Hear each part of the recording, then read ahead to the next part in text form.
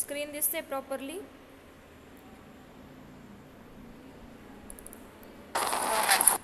Okay. Next topic आहे magnetic sensors. ठीक आहे. So magnetic sensors mean nothing but type of transducers which converts magnetic field into electrical signal. ठीक है. So as per your change in magnetic field there will be change in overall electrical signal. That electrical signal may be your current or voltage. okay. So जसं जसं magnetic property change होणार तसं तसं तुमचा induced EMF काय होणार आहे, change होणार आहे. सो इथे काय दिसतंय तुम्हाला, एक कॉईल आहे. कॉईल आपण केलेली, प्लेस्ड केलेली आहे near to the magnetic material, or you can say the magnet. okay. So when you move this magnet towards the coil, then overall whatever the flux density goes on increasing. का? कारण magnetic field property का होते, increase होते. So hence the total magnetic flux density goes on increasing. As your magnetic flux density increases, whatever the induced voltage across this coil will goes on increasing. Hence current flowing through coil will also goes on increasing. ठीक है. At next point, when you move your magnet away from the coil, then what happens, the change, there will be reduction in the overall flux density. ठीक है. flux density क्या होते, reduced होते. After that what happens, the overall current flowing through this coil will goes on decreasing. Hence EMF induced also decreases. ठीक आहे. But ज्या मुवमेंटला आता हे तुम्ही मूव करताय त्यामुळे तुम्हाला काय मिळतोय, चेंज मिळतोय, change in your magnetic flux density. But if you keep your magnet steady or stable, then overall whatever the EMF induced will be zero, because the working principle is what, when you move a coil or the magnet towards each other, then there will be change in induced EMF. Otherwise the induced EMF will be zero if you keep your magnet constant or if you keep your coil constant. कुठलाही दोन्ही पण stable असतं. आता coil काय केलेली आपण एका ठिकाणी फिक्स्ड केलेली, इथे मूविंग कुठला पॉईंट आहे, तर मॅग्नेट आहे. सो मॅग्नेट जर मूव्ह झाला तरच तुमचं ओव्हरऑल चेंज मिळणार आहे मॅग्नेटिक फ्लक्स डेन्सिटी, आणि तुम्हाला EMF इंड्युस्ड चेंज मिळणार आहे. अदरवाईज तुमचा EMF इंड्युस्ड काय राहील, झिरो राहील. सो आता हे मॅग्नेटिक सेन्सर्स कुठे कुठे यूज होतात, कार्डिओलॉजी जी असते तिथे यूज होतात. त्यानंतर यूज्ड इन बायोलॉजिकल फील्ड, किंवा जिथे तुम्हाला मॅग्नेटिक फील्ड इमेजिंग कन्सेप्ट असते तिथे तुम्ही यूज करू शकतात. असे वेगवेगळे ॲप्लिकेशन्स आहेत. त्याचं एक सिम्पल अजून एक एक्झाम्पल स्टडी करायचं असेल तर पुढचा टॉपिक आहे रीड स्विच. आता हा रीड स्विच म्हणजे काय, की सिम्पली तुम्ही दोन मेटल्स प्लेस्ड केलेले असतात. ठीक आहे. दोन मेटल पीसेस आहेत, एक एक्सटेंड होते टुवर्ड्स लेफ्ट साइड, दूसरा एक्सटेंड होता है towards right side. Okay. So this metal piece is extending towards left side and this one towards right side. All these pieces are placed in a glass tube. When there is no magnetic field, there will be no change in the movement of these pieces. ठीक आहे.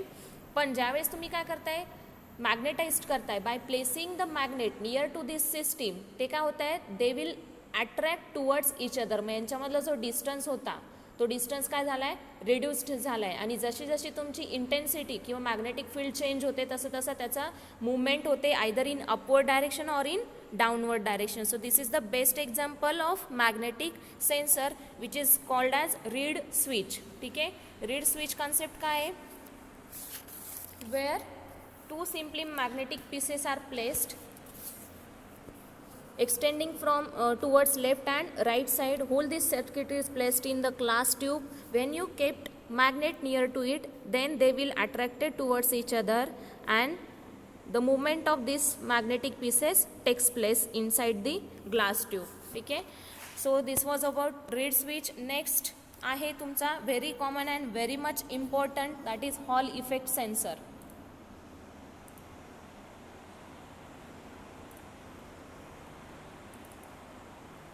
So this is the diagram for Hall effect sensor. Dr. Hall find out this concept, that is Hall effect sensor. So त्यांच्याच नावाने आपण याला ह्या कन्सेप्टला सेन्सरला नाव दिलेलं आहे, that is hall effect sensor. Hall effect means what, काय येणार आहे तुम्हाला, काय दिसतंय बघा इथे, की मॅग्नेटिक फील्ड जी आहे it is perpendicular to current flowing through conductor. ठीक आहे, कंडक्टर जो आहे हा काय आहे तुमचा, हा सिम्पली सेमी कंडक्टिंग मटेरियल आहे. सेमी कंडक्टिंग मटेरियलकडनं काय होतं आहे, मॅग्नेटिक फ्लक्स ती तुम्ही परपेंडिक्युलर अप्लाय करताय. परपेंडिक्युलर कोणाच्या आहे, to the input current. So input करंटचा जसा फ्लो होतो तसं तुमचं मॅग्नेटिक फील्ड काय होणार आहे, चेंज होणार. किंवा when a semiconducting material carrying current I is placed in a perpendicular magnetic field, then an EMF is induced across the two opposite edges of that semiconducting material. So दोन opposite edges ला काय होतं आहे, EMF induced होतो. that EMF is called as hall voltage. ठीक आहे, so त्या EMF ला आपण काय म्हणतो, हॉल व्होल्टेज. आणि हे हॉल व्होल्टेज कसं असतं, VH is equals to KH.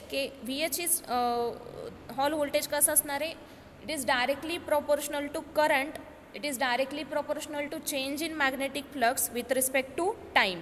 So जसं जसं तुमचं magnetic flux time variation change होतो, it will be directly proportional to current and the magnetic flux. So as per change in magnetic flux there will be change in hall voltage. Similarly with the change in current there will be change in hall voltage. So both are proportional to each other. ठीक है, so we can say that we can conclude that VH is directly proportional to I or VH is directly proportional to B, where B is the magnetic flux density. Clear? So याच्यामध्ये material कोणतं असतं, semi conducting material म्हटलेलं आहे, पण कोणतं, तर आपण generally use करतो germanium semi conductors. So germanium semi conductor जेव्हा प्लेस्ड करतो, सो त्यावेळेस तुम्हाला काय मिळणार आहे, आणि करंट जर फ्लो केला याच्याकडनं पास केला आणि मॅग्नेट प्लेस केला, त्याच्या अक्रॉस एक मॅग्नेटिक फील्ड जनरेट होते. मॅग्नेटिक फील्ड कशी असते, परपेंडिक्युलर टू द करंट, आणि त्यामुळे काय होतं आहे, EMF इंड्युस्ड होतो. So this is the hall effect sensor. कोणाला याच्यामध्ये काही डाऊट?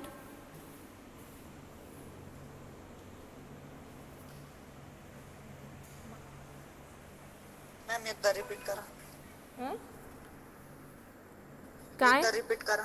बर, हॉल इफेक्ट सेन्सर. हॉल कोणाचं आहे, सायंटिस्टचं नाव आहे डॉक्टर हॉल. ठीक आहे, सो हॉल इफेक्ट, त्यांनी जो इफेक्ट फाइंड आउट केलेला आहे की ज्यावेळेस तुमचा करंट आणि मॅग्नेटिक फील्ड परपेंडिक्युलर असणार आहे, त्या मुमेंटला काय असतं की EMF इंड्युस्ड होतो. EMF कसा इंड्युस्ड होतो, अपोजिट टर्मिनलकडनं, म्हणजे अपोजिट साईडकडनं सेमी कंडक्टिंग मटेरियलमध्ये. ठीक आहे, सो एक सेमी कंडक्टिंग मटेरियल प्लेस्ड केलेलं आहे आपण, त्याला आपण काय केलेलं आहे, करंट प्रोव्हाइड केलेला आहे. ठीक आहे, आणि मॅग्नेट प्लेस केलेला आहे. आता हा मॅग्नेट कसा आहे, करंटची डायरेक्शन ही, समजा करंट असा फ्लो होतोय, बरोबर आहे. सो करंट जर फ्लो झाला तर हा परपेंडिक्युलर वरती तुम्ही पुट केलेला आहे, हा 3D व्ह्यू आहे. हा मॅग्नेट काय करते, तुम्ही अपवर्ड डायरेक्शनला प्लेस केलेला आहे. सो तो मॅग्नेटिक फ्लक्स डेन्सिटी या मॅनरने असणार आहे. So it is perpendicular to current. ज्यावेळेस तुमचं मॅग्नेटिक फ्लक्स डेन्सिटी आणि करंट परपेंडिक्युलर असतात, त्यावेळेस त्याच्या अक्रॉस EMF इंड्युस्ड होतो. त्या सेमी कंडक्टिंग मटेरियलच्या अक्रॉस EMF इंड्युस्ड होतो, आणि त्याला म्हणतो आपण हॉल व्होल्टेज, आणि त्या इफेक्टला म्हणतो हॉल इफेक्ट. ठीक आहे, सो हा हॉल व्होल्टेज कसा असतो, it is directly proportional to both current and magnetic flux density. So VH is directly proportional to I and VH is directly proportional to B. ठीक आहे, कळालं? सो याला जो इफेक्ट आहे त्यालाच आपण हॉल इफेक्ट किंवा मॅग्नेटो इफेक्ट पण म्हणतो आपण. ठीक आहे,